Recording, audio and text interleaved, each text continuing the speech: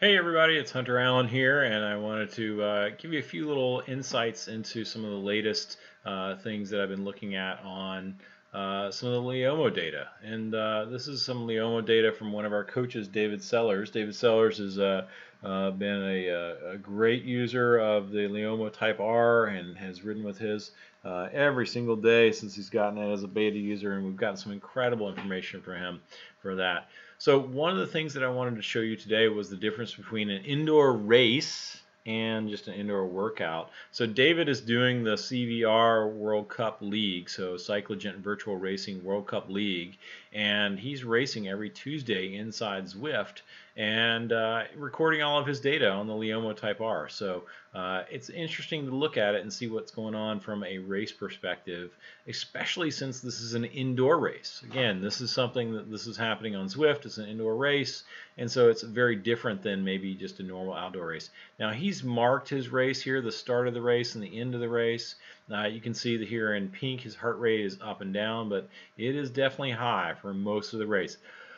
Not an easy event by any means, not an easy event. So we're going to come down here, and I don't know if you've been on here lately or not, but you see they've got some great new features here. One, this is sticky down here, down at the bottom now, so it just stays there, and we can click on it and see exactly lap 3, and then that's the race. So I'm going to rename it so that way it's just easy to find in the future. So we'll just rename it race.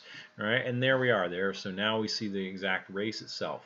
So from there, we can look at it and just kind of look at some of the basics of the race information. So first off, let's see what our average wattage here is: 247 watts, max 664, cadence 93, heart rate 167 for an hour and 4 minutes. So he did a great job there. 93 TSS. So darn close to his FTP, 0.936, so that's his intensity factor. So when we look at this one, let's look at just some of the metrics right here. So here we have an average of 1.9 to 1.5. So left leg is a little more dead spot than the right leg. All right, his foot angular range is pretty close, all within 2 degrees here, a little less than 2 degrees. His leg angular range is also around 2 degrees. This one's a little bit more, 2.2.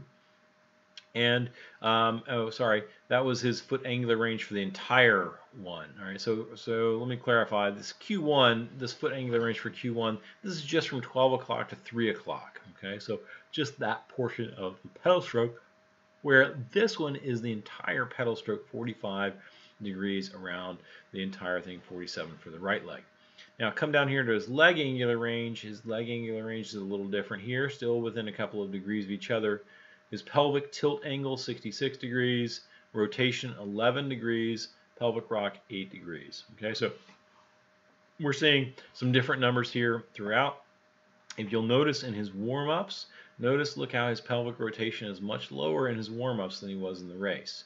So same thing here, pelvic rock much lower in the warm-ups than the race, and also in the cool-down. So that's really interesting. Notice that the angle here of his pelvis too. He's more upright on the bike, 75 to 71 degrees. Then he's in race mode here. He's down the drops. He's getting aero. He's pushing himself. Even though you don't need to be aero, you still feel more comfortable when you're a much lower range.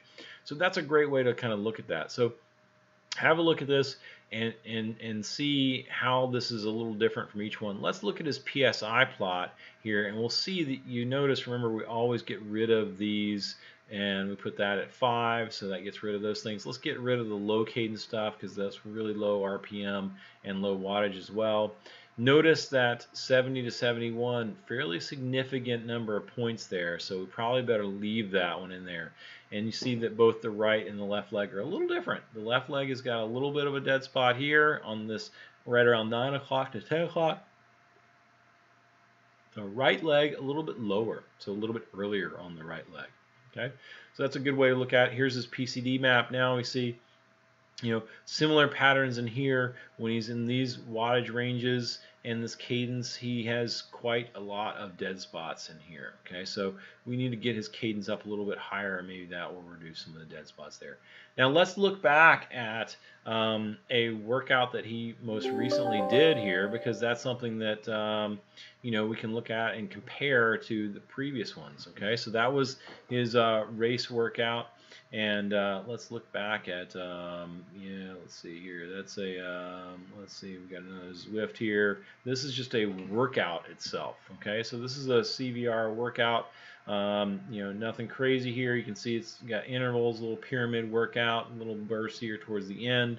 And he did a great job again of marking this, so we can see just this one itself. We'll rename this workout, group workout. There it is. And then we can come down and look at some of these differences here between the two.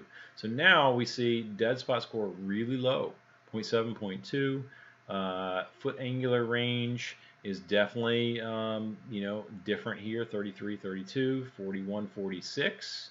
Okay, so over 5 degrees there.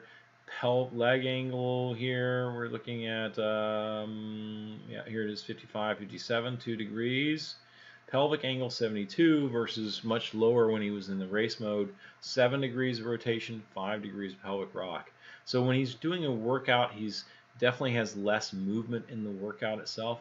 When he's doing a race, when he's closer to his FTP and above it,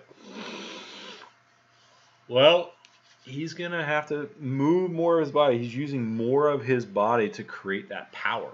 Okay, so what'll be really interesting is now to compare this to a race file outdoors. So that's going to be our next video. Save it and check it out here. Look for it coming really soon. Thanks a lot. I'm Hunter Allen, and I hope you appreciate this neat little Leomo Type-R tip and insight into what racing is, how it's different versus on the indoor, and how it's different versus a workout.